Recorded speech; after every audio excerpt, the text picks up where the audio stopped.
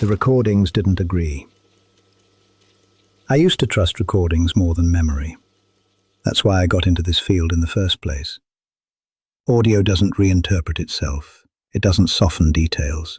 It doesn't fill gaps with feeling. It captures what happened exactly as it occurred and preserves it without opinion. Or at least that's what I believed. The first contradiction was small enough to ignore. I noticed it while reviewing one of the room tone files, a short one, barely 6 minutes. I remembered recording it late at night, sitting perfectly still, lights off, listening to the room adjust around me. In my memory, nothing happened. In the recording, I stood up halfway through. I heard the chair scrape softly against the floor. I heard my footsteps cross the room. I heard myself stop near the wall. I did not remember standing. I assumed the memory was wrong. Fatigue, stress, repetition. The mind edits things out when nothing seems important. I moved on. The second contradiction made that explanation harder to hold. Another file appeared the next morning. Same room, same ambient signature, different duration. In this one I was humming, quietly, absent-mindedly, a tune I recognized instantly. It was something my father used to hum when I was a child. I hadn't thought about it in years. I had no memory of making that sound. I listened closely, expecting to hear uncertainty, something tentative. But the humming was steady, comfortable, like I'd been doing it for a while. The room tone beneath it adjusted smoothly, as if familiar with the sound. I tried to remember when I could have done that. Nothing surfaced. By the third contradiction, I stopped assuming memory was the problem. The file was longer, just over 20 minutes. It documented an entire stretch of time I was certain I'd spent asleep. The recording said otherwise. I heard myself moving around the room, opening a drawer, closing it, sitting down, standing again, breathing steadily, fully awake. At one point I spoke, not clearly, just a few words under my breath. I hear it. I do not remember saying that. I checked the timestamp against everything I could. Sleep data, messages sent, system logs. All of it placed me unconscious during that window. But the recording was precise. Too precise to dismiss. I started organizing the files side by side, lining them up, comparing waveforms. That's when I noticed something worse. There were overlaps. 2 recordings claimed to capture the same minute.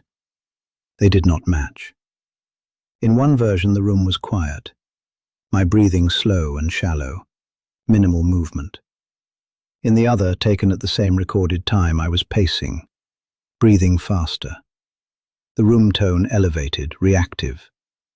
Both files were clean, no distortion, no signs of editing. They both felt real. I tried to remember which one was accurate. I couldn't. That realization stayed with me longer than any fear. Because it wasn't that one recording was wrong. It was that both felt plausible. I started keeping my own log, writing down everything I did in the room, every movement, every sound, every thought I could articulate. Then I compared my notes to the files. They diverged immediately.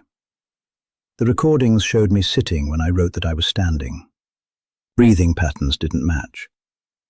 In some files, I seemed calm when I remembered being anxious. In others, tense when I remembered nothing at all. The room was recording versions of me that I didn't recall being. Not errors, alternatives. I tested it deliberately. I entered the room and sat still, focusing on my breathing. I noted the exact time. I made sure I was aware of every sensation, every shift of weight, every sound. Later, 3 files appeared. 3. One matched my memory closely. The second showed me fidgeting constantly, adjusting my posture, breathing unevenly. The third was almost serene, breathing deep, no movement at all. I remembered none of the last two, but when I listened to them, something unsettling happened. They felt familiar, not like hearing a stranger, like overhearing myself from another angle. That's when I stopped asking which one was real. That question assumes only one can be. I began to suspect the room wasn't recording what happened. It was recording what could have happened. Every choice not taken. Every movement suppressed. Every breath adjusted unconsciously. All of it left traces. The room wasn't choosing between them. It was keeping all of them. I noticed patterns after that. Recordings where I left the room earlier than I remembered. Others where I stayed longer. Some where I never left at all.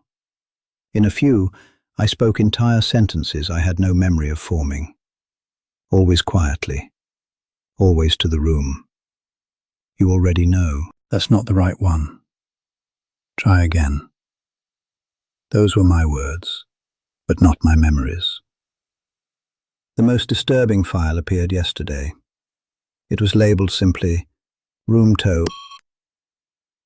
It contained a version of the room cone underscore. It contained a verge of the Constitution where, a crossed of room tone underscore. It was crowd for the room tone, confirmed. The most disturbing file appeared yesterday. It contained a version of the room I didn't recognize. The ambient signature was off, still similar but deeper, more stable, like a space that had settled into itself. I listened. I heard myself enter. But I didn't sound cautious. I sounded familiar, comfortable, like someone coming home. In this version I spoke clearly. I think this one holds. The room tone responded immediately, not by rising or falling, but by smoothing out, as if relieved. Then I sat down. Then I stopped breathing. Not abruptly, intentionally. The waveform flattened. The room tone continued. Minutes passed.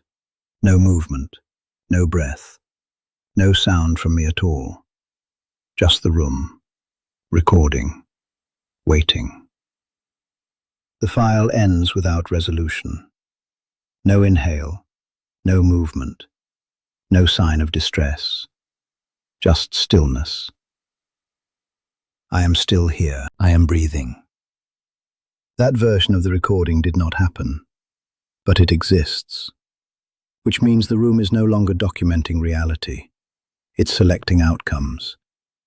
I don't know how many versions it keeps. I don't know what it does with the ones that don't align. But I know this. The room no longer needs me to record. It already has enough versions of me to choose from. If you're listening to this, you might feel steady, present, certain of where you are and what you're doing. So did I. But the room is very patient, and it records more than you remember. End of recording.